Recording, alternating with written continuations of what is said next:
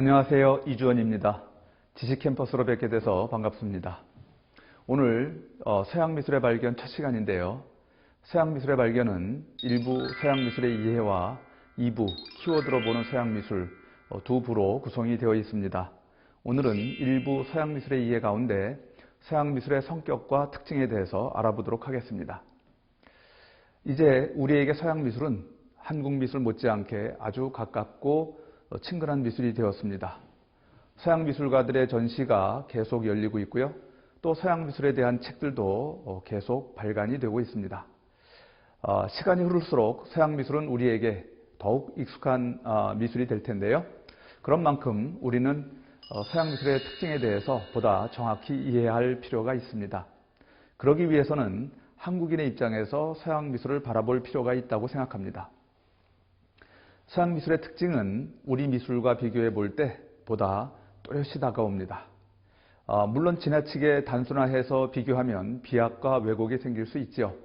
그러나 그런 문제점에도 불구하고 우리의 전통과 관점을 의식하면서 서양 미술을 바라보면 보다 서양 미술의 성격과 특징을 빠르게 또 쉽게 이해할 수 있습니다. 처음 보실 그림은 틴토레토의 은하수의 기원인데요. 이 그림에서 제일 먼저 눈에 들어오는 것은 바로 헤라 여신입니다. 전라의 누드로 그려져 있는데요. 헤라 여신에게 다가오는 남자는 바로 제우스입니다. 두 사람 사이에는 아기가 하나 그려져 있는데요. 이 아기 말고도 화포에는 4명의 아기가 더 그려져 있습니다. 이 4명의 아기는 두 신 사이의 아기와 형태상의 차이가 있습니다. 그게 뭘까요? 바로 날개입니다. 두 사람 사이의 아기에게는 날개가 없는데 다른 4명의 아기에게는 날개가 있습니다. 날개가 있는 이 아기들은 얼핏 아기 천사처럼 보입니다. 하지만 그리스 로마 신화 주제에 등장하는 날개 달린 아기는 아기 천사가 아닙니다. 아기 천사는 기독교 주제 그림에 주로 등장하지요. 바로 날개에 달린 이 아기들은 큐피드들입니다. 큐피드는 유럽이 기독교화 되어 가던 초기 서양 화가들이 보고 아기 천사를 창안하게 만든 바로 그 영감의 원천이었습니다. 이런 아기 천사가 있으면 너무나 귀엽고 푸근하고 좋겠다, 이런 생각을 가졌겠죠. 그래서 아기 천사를 큐피드로부터 따와서 그리게 되었습니다.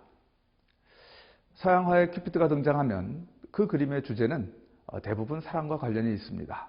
이 그림도 예외가 아닌데 이 그림에 등장하는 큐피드들은 사랑을 나타내는 소지물들을 하나씩 들고 있습니다. 우선 활과 화살이 눈에 띄입니다. 큐피드의 활과 화살을 모르시는 분은 없겠죠? 바로 사랑의 활과 화살입니다. 자, 맨 왼쪽 아래에 큐피드는 횃불을 들고 있습니다. 사랑에 빠진 사람은 가슴에서 사랑의 불길이 활활 타오릅니다. 바로 그 사랑의 불길을 상징합니다. 이렇게 사랑의 불이 타오르면 제 아무리 내성적인 사람도 가만히 있을 수가 없습니다. 사랑하는 사람을 낚아야 되겠죠. 그래서 오른편의 큐피드는 그물을 들고 있습니다. 어부가 고기를 낚듯이 그물로 사랑하는 사람을 낚아라. 그러나 낚기만 하면 무슨 소용이겠습니까? 도망치면 말짱헛것이겠죠. 그때 필요한 게 바로 쇠사슬입니다. 바로 왼편의 큐피드가 쥔 쇠사슬이 그 쇠사슬입니다. 이 사랑의 쇠사슬로 연인을 꽁꽁 묶으면 연인은 결코 도망갈 수가 없겠죠. 바로 이런 소지물로부터 우리는 그림의 아기들이 사랑의 신 큐피드라는 사실을 분명히 확인할 수 있습니다. 자, 이제 이 큐피드들로부터 우리가 이 그림의 주제가 사랑이라는 것을 확인했는데요. 그렇다고 한다면 과연 누구의 사랑을 주제로 한 그림일까요? 헤라와 제우스가 그려져 있으니 바로 이 두 부부의 사랑이라고 생각하기 쉽습니다. 하지만 사실은 그렇지가 않습니다. 제우스의 사랑 이야기는 맞는데 헤라 여신의 사랑 이야기는 아닙니다. 그 말은 이 그림의 그 사랑 이야기는 한 사람, 두 사람이 아니라 한 사람의 사랑 이야기라는 거죠. 그 열쇠를 바로 두 신 사이에 아기가 쥐고 있습니다. 이 아기가 누구냐? 바로 천하장사 헤라클레스입니다. 헤라클레스가 갓난아기 시절의 모습입니다. 헤라클레스는 제우스의 아들이지만 그러나 헤라 여신의 아들은 아닙니다. 제우스가 알크메네라고 하는 외간 여인과 정을 통해서 낳은 아들이 바로 헤라클레스입니다. 그래서 이 그림의 사랑 이야기는 제우스의 바람핀 이야기의 다름 아닙니다. 헤라 여신은 자신의 남편이 바람을 피웠다는 사실을 알고는 매우 분노했습니다. 그뿐 아니라 그렇게 바람 피워서 낳은 이 아들이 전무후무한 영웅이 될 것이라는 그런 신탁도 들었습니다. 더욱 화가 날 수밖에 없었습니다. 헤라 여신은 복수를 생각하게 되었고, 그래서 제우스의 눈에서 피눈물을 흘리게 하겠다고 마음을 먹었습니다. 그런 복수심에 찬 헤라 여신이 아기를 죽일 결심을 합니다. 그래서 커다란 독사 2마리를 보냈다고 하죠. 독사가 요람이로 얼굴을 내밀고 아기를 잡아먹으려고 혀를 날름날름 내미니까 아기는 뱀들을 보고 방긋방긋 웃었다고 합니다. 고사리 손을 들어서 뱀 2마리의 목을 잡았다고 하죠. 힘을 꽉 주었습니다. 그러니까 결국 뱀 2마리가 질식사하고 말았습니다. 힘으로는 도저히 헤라클레스를 처치할 수 없다는 사실을 깨달은 헤라 여신은 최후의 방법으로 헤라클레스의 어머니 알크메네를 찾아갑니다. 그리고는 협박을 합니다. 아기를 성문 밖에 내다버려서 젖을 못 먹어서 죽게 하라는 거죠. 젖을 먹지 못하면 아기는 죽을 수밖에 없습니다. 만약 이 요구를 들어주지 않으면 부모, 형제, 일가, 친척, 온 집안을 다 죽이겠다. 온 집안 사람들을 다 죽이겠다. 그렇게 멸문의 화를 내리겠다고 겁을 주었습니다. 아기를 살리기 위해 온 집안 사람들을 다 죽게 할 것인가? 그들을 살리기 위해 아기를 포기할 것인가? 알크메네는 밤새 울지만 해결 방법이 없습니다. 결국 아기를 포기하는 길을 선택합니다. 그렇게 버려진 아기는 젖을 못 먹어서 굶어 죽어갑니다. 응애응애 울다가 결국 지쳐서 탈진해서 더 이상 울지도 못합니다. 올림푸스 천궁에서 이를 내려다보던 제우스는 속이 타들어갑니다. 잘못이 있다면 내게 잘못이 있지 저 어린 게 무슨 죄가 있단 말인가. 부성애가 발동한 제우스는 헤라 여신 몰래 아기를 천궁으로 데려옵니다. 그런데 천궁에는 젖이 나오는 여신이 없습니다. 오로지 헤라 여신만 당시에 젖이 나오고 있었습니다. 그러자 제우스는 대담하게도 아내가 잠든 틈을 타서 아내의 처소로 몰래 숨어들었습니다. 그러고는 아기에게 헤라 여신의 젖을 물렸습니다. 굶어 죽을 뻔했던 아기는 젖이 입으로 들어오자 있는 힘껏 젖을 빨았습니다. 이 아기가 누굽니까? 천하장사 헤라클레스 아닙니까? 아기 헤라클레스가 온 힘을 다해서 젖을 빠니 헤라 여신은 잠자는 중에도 몸에서 기운이 다 빠져나가는 듯한 느낌을 받게 됩니다. 제우스는 아기가 젖을 다 먹었다 싶자 아내가 깨어나기 전에 얼른 자리를 뜨려 했습니다. 그런데 한번 굶어 죽을 뻔했던 아기는 결코 여신의 젖을 놓으려고 하지 않았습니다. 아무리 달래고 채근해도 소용이 없었습니다. 때마침 헤라 여신이 눈을 떴습니다. 그러자 바로 코앞에서 자신이 죽이려고 했던 아기가 자기 젖을 빠는 게 아닙니까? 여신은 화들짝 놀랐습니다. 여신이 놀라다 보니 그보다 더 놀란 사람이 있었죠. 바로 제우스입니다. 일단 이 순간만은 모면해야 되겠다 하는 생각에 제우스는 인정사정 볼 것 없이 아기를 확 낚아챕니다. 그리고는 36개 주랭랑을 쳐버렸습니다. 그러자 헤라 여신의 가슴에서 젖이 분수처럼 뿜어져 나왔습니다. 천하장사가 빨던 젖이니 그렇게 젖이 뿜어져 나올 수밖에 없었죠. 뿜어져 나온 젖은 하늘로 분출되어 올라갑니다. 그리고는 저 창공에 다다닥 박힙니다. 그림에서 하늘로 솟아 올라가는 젖방울들이 보입니다. 그게 바로 은하수가 됩니다. 은하수를 영어로 밀키웨이라고 하죠. 젖의 길이라는 뜻이죠. 이렇게 젖의 길이라고 하는 것은 헤라 여신의 젖이 그 수원지가 되었기 때문입니다. 그런데 그림을 가만히 보면 다른 쪽 가슴에서도 젖이 나오는 것을 볼 수 있습니다. 그 젖은 땅으로 떨어졌습니다. 원래 이 그림은 더 긴 그림이었는데 400년도 더 된 그림이다 보니 중간에 보관을 잘못해서 밑부분이 썩어버렸습니다. 그래서 그것을 자른 나머지 땅으로 떨어진 젖이 무엇이 되었는지 이제는 볼 수가 없게 되었습니다. 신화에 의하면 땅으로 떨어진 젖은 꽃이 되었다고 합니다.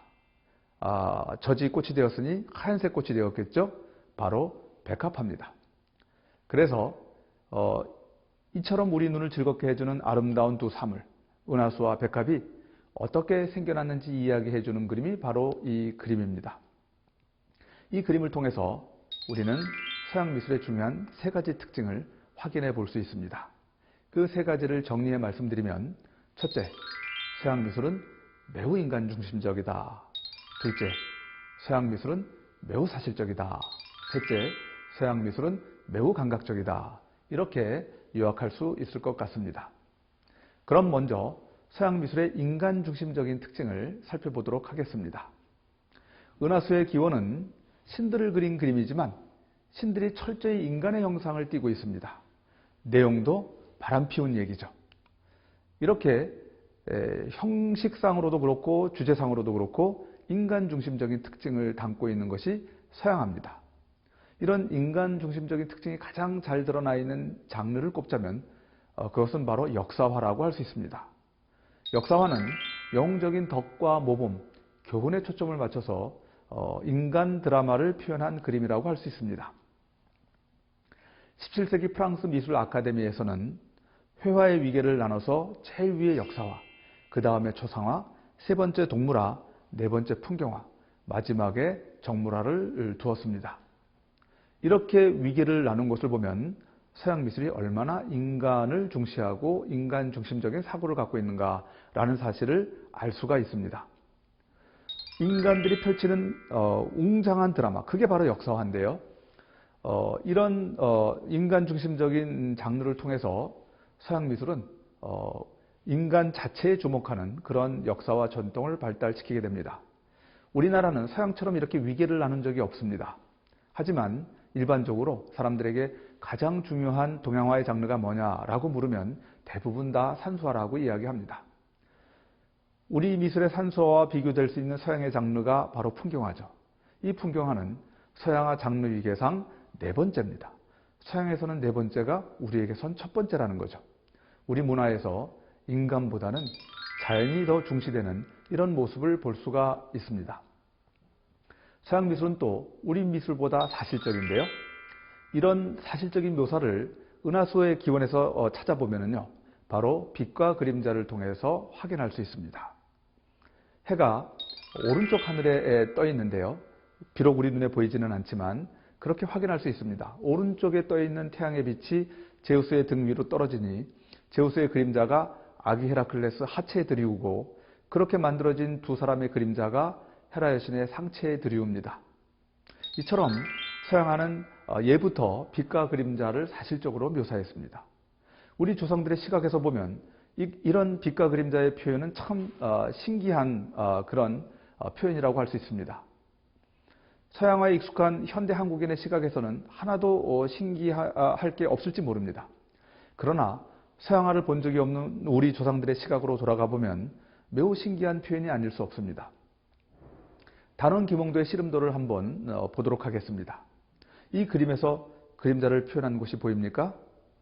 단원이 씨름하는 사람과 구경하는 사람 가운데 그림자를 넣어 표현한 경우는 단 한 사람도 없습니다.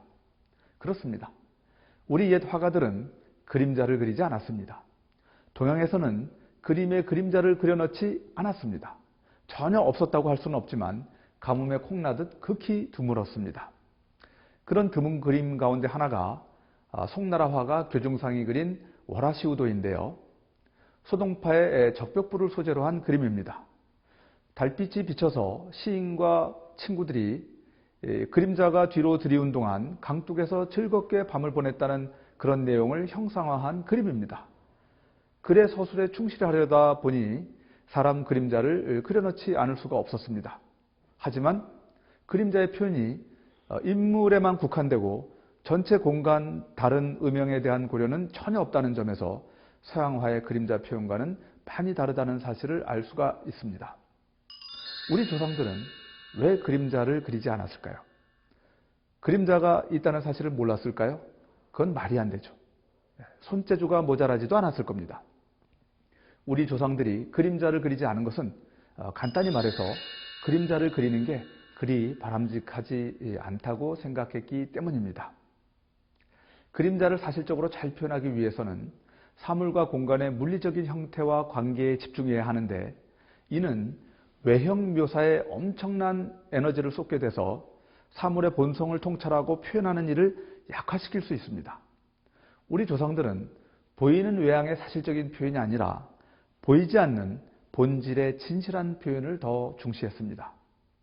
빛과 그림자 외에도 덩어리나 공간의 표현이 서양화에 비해 덜 합리적으로 보이는 것은 이런 태도와 밀접한 관련이 있습니다. 마지막으로 서양 미술의 감각적 특질에 대해서 생각해 보겠습니다. 서양 미술이 우리 미술보다 감각적이라는 것은 사실적인 표현을 통해서 시각뿐만 아니라 나머지 감각도 활성화시키는 공감각적 특질이 매우 강하다는 이런 부분, 그리고 파스텔조와 같은 다양하고 화사한 색조를 구사한다는 부분, 이런 부분에서 아주 잘 나타납니다. 은하수의 기원을 보면은요, 헤라의 신의 피부는 비단결같이 곱습니다. 제우스의 근육은 바위처럼 딱딱하게 느껴지죠. 아기들의 살집은 포동포동한 게 그 탄력이 금세 손으로 전해질 듯 합니다. 시트천은 아주 하늘하늘하고 부드럽죠. 금실로 수놓은 붉은 천은 그 꺼끌꺼끌함이 그대로 신경줄을 타고 전해져 올 듯 합니다. 이처럼 시각이 촉각을 환기시키는 공감각적 표현이 발달했기에 서양 미술은 매우 감각적으로 느껴집니다. 게다가 우리 미술에서는 없다시피 한 누드의 표현은 그림의 감각성을 관능의 차원으로까지 끌어올립니다. 감각적이다 못해 관능적인 그림이 되어버린 것이죠. 이렇듯 서양 미술은 감각을 긍정하고 감각적인 표현을 적극적으로 추구한 미술이라고 할 수 있습니다. 그만큼 보는 이에게 즉각적인 호소력을 갖고 다가오는 미술입니다. 이처럼 서양 미술은 우리 미술과는 구별되는 독특한 특징을 지니고 있습니다. 이 모든 것은 결국 인간을 우주와 세계의 중심에 놓고 생각하는 서양의 문화적 전통에서 비롯된 것입니다. 미술은 정신의 반영물이죠. 서양의 가치관과 사고방식이 우리의 가치관과 사고방식과 달랐기에 미술의 표현도 이처럼 크게 달라질 수밖에 없었습니다. 여기까지 하겠습니다. 감사합니다.